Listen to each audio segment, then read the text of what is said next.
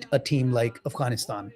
But the matchup, the dominance that they showed, it was literally Kramer going up against in karate against a bunch of 10 and 11 year olds saying we're all at the same level. Yeah, they're all playing in the same league, India and Afghanistan, but they were not at the same. Uh, it was a mismatch. It was an absolute mismatch. The dominance that India displayed, and it wasn't a one-off thing. I think, as you said, it's the the infrastructure that they've built. It's the identification of the talent. It's the grooming of the talent. It's the giving opportunities with the IPL of the talent. All of those things are culminating in this dominance that we're seeing from Team India, and we definitely saw in this series against Afghanistan. Hey, let's swivel the spotlight just a Let sorry. me let me just Yeah. take one sentence and then we'll be out. Uh, I'm really excited by discovery of Gurnur Brar, who's not from IPL. Prince Yadav, who's an outcome of IPL, and Harsh Dubey. I mean, relatively all unknown names, especially Gurnur Brar, but doing the things that nobody would expect from them. Gunu Brar taking 7 wickets in a series and bowling at the pace that he was, hurrying up every batsman was amazing. Yeah. Absolutely, absolutely. So yes, as I said earlier, when it comes to Team India and their squads against all formats, the rich just continue to get richer with this young talent coming in. And as you said, the problem they have right now, the only problem they appear to have is a nice to have problem. Who do we play and who do we not give an opportunity instead of saying, do we have enough talent? All right. Well, let's swivel the spotlight just slightly over onto the Pakistan side. We did have this series. Speaking of not, don't read into one series too much. I think you said you weren't sure this was a series of significance. Well, s- same question applies here. Pakistan had was hosting Australia. They had a three-match ODI series against Australia, and they won two out of three. That second loss in there was pretty disappointing because the bowling was there. The bowling was there. I'm sure the pitches had to do a little in the second two matches because they were in Lahore, but the first one was in Rawalpindi, which has been a launching pad in in PSL, and yet Pakistan bowling was able to take Australia out at 200, and then they chased it down in the 43rd. So let me run through the three matches real quick. So Australia scored 200, Pakistan chased it down in the 43rd over with still 5 wickets in hand. So not a blowout, but a pretty easy victory. The second one, Australia scored 231, and Pakistan was all out at 44 in the 44th over at 190.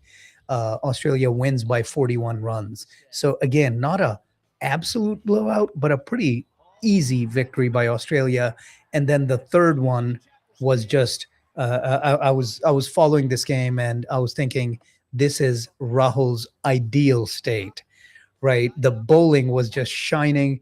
Pakistan got Australia all out at 157 and only had this target of 157 to chase down, only for Australia bowling to actually, you know, I don't want to say they made Pakistan sweat because Pakistan chased it down in the 42nd over with 4 wickets in hand, but still, it was good pressure bowling from Australia to extend the match this much because having a target of 157 in a ODI in 2026, I would have thought Pakistan would have finished it in 20 overs, treat it like a T20 and get it over in 20 overs. So to for Australia to extend it to 42, that was somewhat of a victory. What did you see in this series of matches?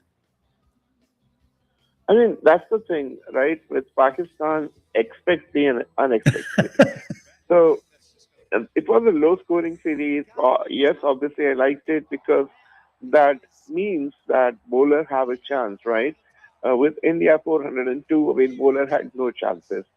Uh, so coming back to Pakistan series, it still shows that Pakistan bowling had rich pool of talent. There are players who are focusing on bowling. Pakistan has always been a great country for fast bowlers, and that in some way showed in this series. Um, I think the spinners also took good wickets. So Abrar Ahmed, I think Shabab Khan as well. Um, I'm not remembering who's the other one, but they took, Um, you know, so Afridi and Arafat Minhas were the big wicket takers. yes, I'm so sorry. The point is, I got something mixed up, but they all they all had their moments and they shine. The bowling Uh, definitely shined. the Yeah. Yes, Minhas I think took on debut 5 wickets, right? So that Yes. was really good. He is someone they should watch out for, and they should nurture him instead of letting his talent go to waste, which happens a lot with Pakistan cricket. So I would just request team management and administration to give him proper opportunities. Now, that analysis for this series is simple. It was played on pitches which supported bowlers. That's really nice. The bowler had a chance to shine. That's really nice. And the fact that it happened, I hadn't expected that. I mean, Australia did send their second string or maybe third string side, but they were serious talent too. So good job, Pakistan. Congratulations to them. Yep. And I'll challenge that a little bit. Look, Matthew Short was there, Josh Inglis was there, Alex Carey was there, Marnus Lebuschagne was there, Cameron Green was there. So I would challenge the third string squad. Yes, they were missing some top talent. Short wasn't there, um, uh, but it's not like they sent over a bunch of scrubs. Like it was legit talent. Um, Yeah, yeah. I mean, I'm not saying that they are not talent. I think a couple of weeks ago when we spoke, uh, I'm not sure if it was for this particular series, but I said that the Pakistan talent, no, the Australian talent had combined not played like more than 50 matches, in general, overall players that they yeah, had. yep. The two players that had more than that was Adam Zampa and um, Alex Carey. So besides that, everybody was new. So that's why I said that it was second or third. No way I'm disrespecting their Yeah. talent. Yep. No, understood. All right. Well, speaking of not disrespecting talent, I was hoping to dedicate at least 10 minutes, but now we're only going to have 5 minutes to dedicate. But we will cover this more next week. I want to talk about the Women's T20 World Cup that's going on right now. And boy, oh boy, do things look the same on that side.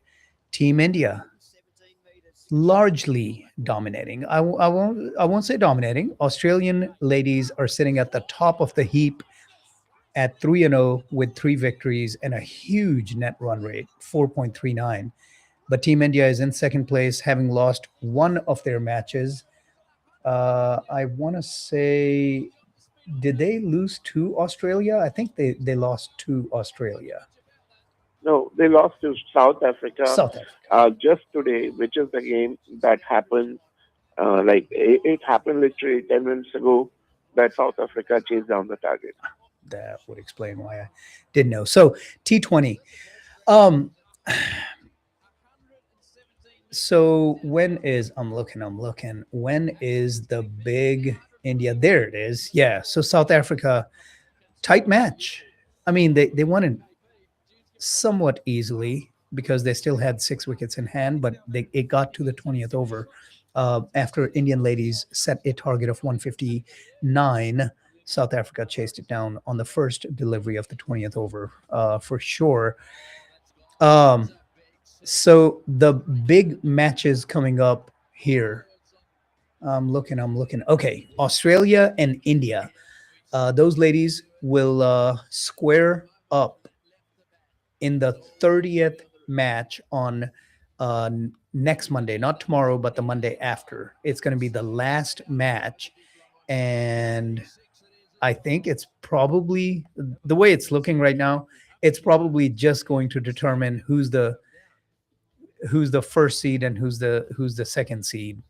Um, uh, but there's a lot of cricket left, and we'll see if things go any differently. Because yes, South Africa might have something to say about it, but outside of that, we've got from the other side, England. The English ladies are looking really good, and the West Indies women, who are also sitting at 3-0 in group number two, having won all three of their matches. So lots and lots more cricket to come. And yes, I think next week we're going to be much closer. Still going on. Look, this is, as I said, that last match of the pre-playoff is going to take place on Monday the 29th, and then sorry, Monday the, yeah, it's the 29th, with the first semifinal match on Tuesday the 30th of June, second semifinal on the 2nd of July, and the finals taking place at the Lords um, on the 5th of July. That's going to be going on.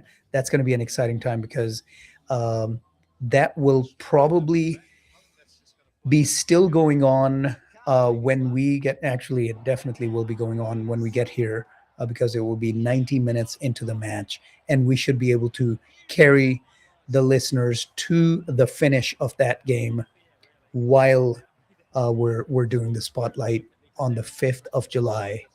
That's going to be an exciting time. Rahul, always a pleasure. Thank you for taking the time out to join us.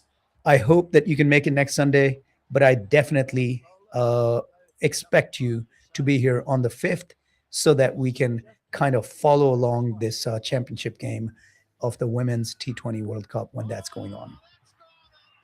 Thank you, Rizwan. It's always a pleasure. I'm looking forward to our conversation next week. All right, sounds great. Thank you. That was Rahul Vats. Always, always, always good to have him back for whenever we can. With that, we're going to wrap up. This is the Sports Spotlight. I'm your host, Rizwan. Thank you, Radio Azad. Thank you to Manny and Rahul for joining us for this conversation. And thank you to each and every one of you for joining us, following along. If you liked it, like and comment and subscribe and all that good stuff. And we'll see you guys next Sunday right here on Radio Azad at 10 a.m. Before that, you'll hear me right here on Radio Azad with Chandni Ratein on Wednesday night at 9 o'clock with some classic Bollywood and Pakistani music. Have a great one.